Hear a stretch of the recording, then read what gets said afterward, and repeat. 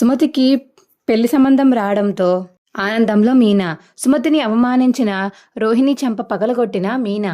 ఇంకోసారి అలా అంటే ఏం చేస్తానో నాకే తెలీదు అని రోహిణికి వార్నింగ్ ఇచ్చిన మీనా. అసలు ఇదంతా ఎలా జరగబోతుందో తెలుసుకోవాలనుకుంటే ఇప్పుడే మా ఛానల్ తప్పకుండా సబ్స్క్రైబ్ చేసుకుని మా వీడియోని ఒక లైక్ చేయండి. పక్కనే ఉన్న గంట సింబల్ మీద క్లిక్ చేసి నోటిఫికేషన్స్ ఆన్లో పెట్టుకోండి. అప్పుడే మేము చేసే వీడియోలు మీకు రోజు వస్తాయి. రే లక్షల మింగినోడా, అందరం సాక్షి సంతకాలు పెట్టారు కాబట్టి నువ్వు ఖచ్చితంగా డబ్బులు తిరిగి ఇవ్వాల్సిందే. ఈ నెల 50,000 తీసేగా వచ్చే నెల ₹1,00,000 ఇవ్వాలి. అది మాత్రం గుర్తుపెట్టుకో.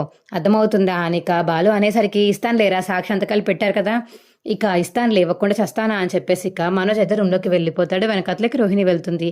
ఏంటి మనోజ్, ఇంత పెద్ద ఇష్యూ అయితే చెప్పకుండా ఏం చేస్తున్నావు నువ్వు? చెప్పి ఏం చేయండి రోహిణి, నువ్వేమన్నా వాళ్ళతో వచ్చి మాట్లాడగలుగుతావా? వాళ్ళకొక్కరు రౌడీల్లా ఉన్నారు, మామూలుగా చేయలేదు అక్కడ గొడవ తెలుసా అని చెప్పేసి ఇక మనోజ్ అంటుంటే, అసలా ఎందుకని బాలు మీద అనుమానపడి ఆ రోజు ఆ రౌడీని ఆ బాడీగార్డ్ని తీసుకొచ్చి మొత్తం పెంట చేశావు. ఆ బాడీగార్డ్ని ఒక గుద్దుతో కింద పాడేశాడు బాలు. ఇప్పుడు చూడు, ఆ ఒక గుద్దు కోసం అని చెప్పేసి వాడు హాస్పిటల్ బిల్స్ అన్ని నిన్నే కట్టమని చెప్తున్నారు. అసలు నీ తప్పు. ఆ బాడీగార్డ్ని అసలు ఇంటికి ఎందుకు తీసుకొచ్చావు? తెగ భయపడిపోయావు లెటర్స్ ఎవరు రాస్తున్నారో అని. ఆఖరికి బాలు కాదని తెలిసింది. నేను బాలు రాసి ఉండడు అని చాలాసార్లు చెప్పాను, నా మాట వినకుండా అలాగే చేశావు అని ఇక రోహిణి అంటుంటే, సర్లే అయిపోయింది కదా, ఇంకేం చేస్తాము? ఈ నెల 50,000 ఇవ్వకుండా నెక్స్ట్ మంత్కి మళ్ళీ ₹1,00,000 ఇచ్చేలా చేశారు. దేవుడా, ఇప్పుడు డబ్బులు ఎక్కడి నుంచి తేవాలో ఏంటో అని ఇక మనోజ్ అంటుంటే, ఇదంతా కాదు, ముందు బాలు ఫోన్లో ఉన్న వీడియో ఎలా అయినా సరే గుణాకి ఇచ్చేయాలి, అప్పుడే నా మిగతా ప్రాబ్లమ్స్ అన్నీ సాల్వ్ అయిపోతాయి అని చెప్పేసి ఇక రోహిణి అయితే మనసులో అనుకుంటుంది. ఏంటి రోహిణి, నేను ఇంత మాట్లాడుతున్నా, నువ్వేం మాట్లాడలేదు ఏంటి? చెప్పు, ఏదో ఒక హెల్ప్ చేయి నాకు అని మనోజ్ అంటుంటే, నేను కూడా సంపాదిస్తున్నాను కదా మనోజ్, నా డబ్బులు కూడా నీకే ఇస్తున్నాను కదా, ఇంకంతకు మించి నేనేం చేస్తాను? నెక్స్ట్ మంత్ మొత్తం పోగేసి వాళ్ళకే ఇద్దాం, సరేనా? నువ్వు కూడా కొంచెం సేల్స్ బాగా చేయడానికి ట్రై చేయి, నేను కూడా కొంచెం హార్డ్ వర్క్ చేసి కస్టమర్స్ దగ్గర నుంచి టిప్స్ ఏమన్నా వస్తాయేమో చూస్తాను అని చెప్పేసి ఇక రోహిణి అంటుంటే, సరే నువ్వు కూడా కష్టపడు రోహిణి, ఇక నెక్స్ట్ మంత్ తప్పకుండా అన్నీ ఇచ్చేయాలి అని చెప్పేసి ఇక మనోజ్ మరియు రోహిణి అయితే మాట్లాడుకుంటూ ఉంటారు. ఇంకో పక్క మీనా అయితే, ఏవండి ఏంటండి మీ అన్నని ఎంత భయపెట్టేశారు? ఏమైనా భయపెట్టకుండా ఏం చేయను? నేను ఆడన్న మాటలకి నేను అసలు కొట్టాలి వాడిని, నువ్వు ఊహించుకుని వదిలేశావు, నేనైతే చితక కొట్టేదును వాడిని. ఫోన్లే పాపమని ఊరుకుంటుంటే బాగా రెచ్చిపోతున్నాడు వాడు, నన్ను అనుమానించాడు, బాడీగార్డ్ని ఇంటికి తీసుకొచ్చాడు, బాడీగార్డ్ని ఒక గుద్దు గుద్దాను, వాడు కింద పైపు పడిపోయాడు, నేనేం చేయను? వాడు తీసుకొచ్చాడు కాబట్టి వాడికే తగిలింది, నేనేం చేస్తాను అని ఇక బాలు అంటుంటే, మీరు చేసింది కరెక్టేనండి, కాకపోతే ప్రతిసారి ఇలా గొడవలతో చేయకండి, ఇవాళ సాక్షంతకం పెట్టించుకున్నారు కదా, నెక్స్ట్ మంత్ ఎలాగో ఇక ₹1,00,000 ఇచ్చేస్తారులే అని ఇక మీనా అంటుంటే, ఇవ్వాలి మీనా, నగల్లో మింగేసి పోయినప్పుడు లేదా, అలాగే ఇప్పుడు తెచ్చి ఇవ్వాల్సిందే వాడి గురించి నువ్వేం ఆలోచించకు, నిన్ను ప్రతిసారి మాటలు అంటూనే ఉన్నారు వీళ్ళందరూ, వీళ్ళ గురించి అసలు నువ్వేం ఆలోచించాల్సిన అవసరం లేదు అని ఇక బాలు అయితే మీనాకి సపోర్ట్ చేస్తాడు. ఇంకో పక్క సుమతి మరియు పార్వతమ్మ గుడి దగ్గర అయితే పూల షాప్ దగ్గర ఉంటే అప్పుడే ఇక ఒక ఆవిడ వచ్చి, బాగున్నావా సుమతి అని చెప్పేసి ఇక సుమతితో మాట్లాడుతుంటే, బాగున్నానండి, నాకు హాస్పిటల్ టైం అయింది, నేను వెళ్తాను అని సుమతి అయితే అక్కడి నుంచి వెళ్ళిపోతుంది. అప్పుడే ఇక పార్వతమ్మ అయితే, ఏంటి ఇలా వచ్చావు చెప్పువే అని చెప్పేసి ఇక ఆవిడతో మాట్లాడుతుంటే, ఏం లేదు, సుమతి కూడా పెళ్లిడికి వచ్చింది కదా, సుమతికి కూడా పెళ్లి చేద్దామని చెప్పేసి మంచి సంబంధం తీసుకొచ్చాను అని ఇక పార్వతమ్మకి చెప్తుంటే, అవునా, ఎవరిదా సంబంధం? చాలా మంచి వాళ్ళే, అబ్బాయి బాగా చదువుకుని జాబ్ చేస్తున్నాడు, కట్నం రూపాయి కూడా అవసరం లేదంట, అమ్మాయి నచ్చితే పెళ్లి చేసుకుని తీసుకువెళ్ళిపోతాడంట అని చెప్పి ఇక ఆవిడ చెప్తుంటే, అవునా, అంతకుమించి ఇంకేం కావాలి, వాళ్ళు మంచోళ్ళు అయితే చాలు, మా సుమతిని బాగా చూసుకుంటే అదే చాలు, నాకేమీ వద్దు ఇంకా అని చెప్పేసి పార్వతమ్మ అంటుంటే, సరే నువ్వు సుమతితో మాట్లాడి నాకు చెప్పు, ఒకవేళ ఓకే అంటే రేపే వాళ్ళని మీ ఇంటికి రమ్మంటాను, సరేనా అని ఇంకా ఆవిడ అనేసి అక్కడి నుంచి వెళ్ళిపోతుంది. అప్పుడే ఇక పార్వతమ్మ అయితే ఇంటికి వెళ్ళి సుమతికి ఫోన్ చేస్తుంది. సుమతి, డ్యూటీ అయిపోయాక కొంచెం ఫాస్ట్గా వచ్చాయని చెప్పేసి ఫోన్ చేసి చెప్తుంది పార్వతమ్మ. ఇంకో పక్క బాలు మీనాకు కూడా ఫోన్ చేసి ఇంటికి రమ్మని పిలుస్తుంది పార్వతమ్మ. ఇక సాయంత్రం అవ్వగానే అందరూ అయితే సుమతిని చూడడానికి, పార్వతమ్మని చూడడానికి బాలు మీనా అందరూ ఇంకింటికి వస్తారు. ఏంటమ్మా ఫోన్ చేసి సాయంత్రం రమ్మన్నావు, ఏంటి విశేషం అని చెప్పేసి ఇక మీనా అడుగుతుంటే, ఏం లేదే, సుమతికి పెళ్లి సంబంధం వచ్చింది, అబ్బాయి జాబ్ చేస్తున్నాడంట, పెళ్లి సంబంధం మాట్లాడడానికి రేపు వస్తా అన్నారు, సుమతికి ఓకే అంటే అని చెప్పేసి పార్వతమ్మ అంటుంటే, ఏంటమ్మా నువ్వు మొన్నే కదా నేను చెప్పాను, జాబ్లో నా కాళ్ళ మీద నేను నిలబడేదాకా నేను పెళ్లి చేసుకోనని. మొన్నే కదా జాబ్లో జాయిన్ అయ్యాను, అప్పుడే పెళ్లి చేసి పంపిస్తావా నాకు?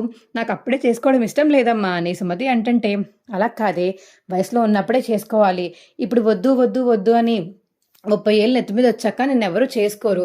ఇప్పుడే చేసుకోవాలి సుమతి అని పార్వతమ్మ అంటుంటే, లేదమ్మా నేను అప్పుడే చేసుకోను, నాకు అప్పుడే చేసుకోవడం ఇష్టం లేదు అని సుమతి అంటుంది.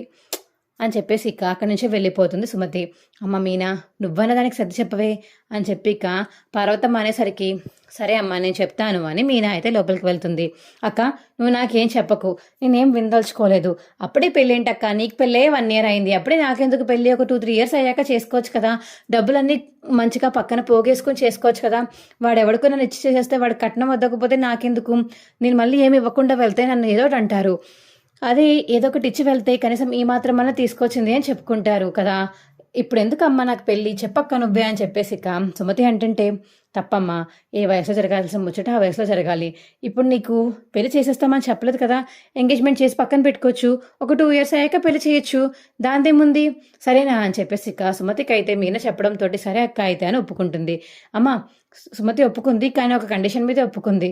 ఇప్పుడు ఎంగేజ్మెంట్ చేసుకుంటుందంటే ఒకవేళ అబ్బాయి నచ్చితే, కానీ పెళ్లి మాత్రం 2 years తర్వాత చేసుకుంటానంటుంది అని మీనా వెళ్ళి పార్వతమ్మకు చెప్పడంతో, పోన్లే అది ఒప్పుకుంటే అదే చాలు అని చెప్పేసి పార్వతమ్మ అంటుంది. కంగ్రాచులేషన్ సుమతి, అప్పుడే పెళ్లి చేసుకుని వెళ్ళిపోబోతున్నావు అనమాట. పోన్లే, నేను బాగా చూసుకునేవాడు వస్తే అదే చాలు. మా అమ్మ లాంటి గేయాలి అత్త నీకు రాకూడదని కోరుకుంటున్నాను. ఎలాగో మీ అక్క పడుతుంది కదా, అలాగే నువ్వు కూడా పడకూడదని దేవుడిని కోరుకుంటాను అని బాలు అంటుంటే, నాకు కానీ అలాంటి వత్త వస్తే మామూలుగా ఉండదులే బావా, ఆవిడకి మొత్తం చుక్కలు చూపిస్తాను, మామూలుగా ఉండదులే అని చెప్పేసి సుమతి అంటుంటే, ఇంకా పెళ్ళవలేదు అప్పుడే అత్త మీద ఎగురుతానని చెప్పేసి ఇప్పటి నుంచి మొదలు పెట్టావా అని పార్వతమ్మ అంటుంటే, ఏదో అన్నానులేమ్మా, ఇదిగో అక్కలాంటి వాళ్ళ అత్తయ్యగానే నాకు వస్తే నేను అస్సలు భరించలేనమ్మా, ముందే చెప్పేస్తున్నాను, అస్సలు చేసుకోను పెళ్ళి, తిరిగి ఇంటికి వచ్చేస్తాను, ముందే చెప్పేస్తాను, అర్థమవుతుందా అని సుమతి అంటుంటే, సరే సరే రేపు వస్తారు కదా, రేపు చూసుకుందాము అని పార్వతమ్మ అంటుంది. ఇక ఎవరింటికి వాళ్ళు వెళ్ళిపోతారు. బాలు మీనా ఇంటికి వెళ్ళాక, ఏంటి అంత హ్యాపీగా ఉన్నారు అని ప్రభావతి అడుగుతుంటే, చెల్లికి పెళ్లి సంబంధం వచ్చింది అత్తయ్య, రేపు చూసుకోవడానికి వస్తున్నారు అని మీనా చెప్పడంతో, వచ్చారులే బోడి పెళ్లి సంబంధం, ఎవడు కార్లు రిపేర్ చేసుకునేవాడో, బండలు రిపేర్ చేసుకునేవాడో, లేకపోతే ఇలాంటి డ్రైవరా అని చెప్పి ప్రభావతి అంటుంటే, అత్తయ్య మా చెల్లి గురించి తప్పుగా మాట్లాడకండి, లేని వాళ్ళకంటే లేని వాళ్ళ సంబంధాలు వస్తాయని అనుకుంటున్నారా మీరు? మా చెల్లి బాగా చదువుకుని జాబ్ చేస్తుంది కాబట్టి, మా చెల్లికి తగ్గట్టే తను కూడా జాబ్ చేసేవాడే దొరికాడు, చాలా మంచి వాళ్ళంట, మీకులా కాదులే అని మీనా అంటుంటే, ఏంటే ఏం మాట్లాడుతున్నావు అని ప్రభావతి అంటుంటే, తప్పేమంది, నువ్వు గేయాలి గంపవి కదా అందుకని చెప్పింది. అటు సైడ్ వాళ్ళు చాలా మంచి వాళ్ళంట, ఒకవేళ కుదిరితే మంచి మా సుమతికి నచ్చితే పెళ్లి చేసేస్తాము అని చెప్పేసి బాలు అంటుంటే, ముందు వాళ్ళు చేసుకోవాలి కదా అని అప్పుడే రోహిణి వస్తుంది. ఏంటి రోహిణి నువ్వు కూడా అత్తవైపు మాట్లాడుతున్నావేంటి అని మీనా అంటుంటే, నిజమే కదా మరి మీనా, ఇప్పుడు మీ చెల్లి చదువుకున్న డిగ్రీ, ఏదో హాస్పిటల్లో రిసెప్షనిస్ట్గా పనిచేస్తుంది, నెలకు 15,000-20,000 ఇస్తారు అంతే కదా. తనని చేసుకోవాలంటే కట్నం, ఒకవేళ జాబ్ వచ్చే అబ్బాయి వస్తే కట్నం ఇచ్చి అన్నీ చేయాలి కదా, ఆ అబ్బాయికి బోల్డ్ పెట్టాలి, పెట్టకుండా పంపేస్తే రేపొద్దున్న కష్టమైపోతుంది కదా అని చెప్పేసి రోహిణి అంటుంటే, నువ్వు ఎంత తీసుకొచ్చావు రోహిణి, పెళ్లి చేసుకుని వచ్చావు, ఏదో 40 లక్షలు నీ పేరు మీద ఇచ్చారనే తప్ప అక్కడ ఎవరు ఏమీ కనబడలేదు, ఆ 40 లక్షలు తీసేస్తే మీ దగ్గర నుంచి వచ్చింది ఏమీ లేదు అని చెప్పేసి మీనా అంటుంటే, నువ్వు అది కూడా తెలియదు కదే అని ప్రభావతి అంటుంది. అత్తయ్య మా పరిస్థితి తెలిసే మీరు నన్ను పెళ్లి చేసుకున్నారు, మీ మమ్మల్ని కోడలుగా ఒప్పుకున్నారు, అంతేకాని నా దగ్గర ఎంత ఉన్నాయో అంత ఉన్నాయని ఎప్పుడు చెప్పుకోలేదు. ఏది ఇప్పటికిప్పుడు రోహిణిని ఒక 40 లక్షలు చమ్మానంటే చూస్తాను అని మీనా అంటుంటే, ఏవే రోహిణి చెప్పి మీ నాన్నకు పంపించమని అని చెప్పేసి ప్రభావతి అంటుంటే, అత్తయ్య జైల్లో ఉన్నారు కదా అత్తయ్య, చూసావా అది తన అలా ఉంది, వాళ్ళ నాన్న జైల్లో ఉన్నారు కాబట్టి డబ్బులు ఇవ్వలేకపోతుంది, తన పేరు మీద ఏమున్నాయి నా బోధ, తన పేరు మీద ఏమీ లేవు, కనీసం వాళ్ళ పుట్టింటి దగ్గర నుంచి రావడం ఎవరన్నా చూసారా మీరు? ఆ మలేషియా మామ తప్ప ఇంకెవ్వరు కనిపించరు మీకు. ముందు తన పుట్టినిల్లు గురించి అంతా తెలుసుకోండి రోహిణి, ఇంకోసారి కానీ మా చెల్లి గురించి తప్పుగా మాట్లాడమంటే నీకు మర్యాద దక్కదు అని మీనా అంటుంటే, ఎందుకు దక్కదు మీనా, మీరు లేని వాళ్ళు కాబట్టి లేని సంబంధాలు వస్తాయని అత్తయ్య అంటున్నారు, అందులో తప్పేముంది అని రోహిణి అంటుంటే, మీనా అయితే రోహిణి దగ్గరికి వెళ్ళి రోహిణి చెంప పగలగొడుతుంది. ఇంకొకసారి అన్నావన్నా అంటే కొడతానని చెప్పాను, కొట్టాను, నా చెల్లి గురించి తక్కువ చేసి మాట్లాడకు, ఇంటి వాళ్ళు ఇంట్లోనే ఉండండి, మీ పిచ్చి పిచ్చివన్నీ తీసుకెళ్ళి నేను బయట చెప్పానంటే అసహ్యంగా ఉంటుంది, మీరు చేసిన పిచ్చి పిచ్చి పనులన్నీ, మీకు మా చెల్లి గురించి కానీ తప్పుగా మాట్లాడారంటే ఇక ఎవరిని వదిలిపెట్టను, అర్థమవుతుంది కదా అని ఇక రోహిణిని అంటూ ఇక ప్రభావతి వైపు చూస్తూ అంటుంది మీనా అయితే. అమ్మో, ఇదేంటి, కొట్టిన దాన్నే కొట్టింది కానీ తిడుతున్నప్పుడు మాత్రం నన్ను మాత్రమే తిట్టినట్టు అనిపిస్తుంది ఏంటి నాకు, అంటే వాళ్ళ చెల్లిని తక్కువ చేసి మాట్లాడానని చెప్పేసి హర్ట్ అయిందే ఏంటి తిను. సర్లే, నాకెందుకు సైలెంట్గా ఉంటే అదే బెస్ట్ అని ఇక ప్రభావతి అయితే సైలెంట్గా ఉంటుంది. మా వీడియో మీకు ఎలా అనిపించిందో కింద కామెంట్ సెక్షన్లో తెలియచేయండి. మా వీడియో కనుక నచ్చితే మా వీడియోని లైక్ చేసి తప్పకుండా మా ఛానల్ని సబ్స్క్రైబ్ చేసుకోండి. పక్కనే ఉన్న గంట సింబల్ మీద క్లిక్ చేసి నోటిఫికేషన్స్ ఆల్లో పెట్టుకోండి. అప్పుడే మేము చేసే వీడియోలు మీకు రోజు వస్తాయి. Bye friends.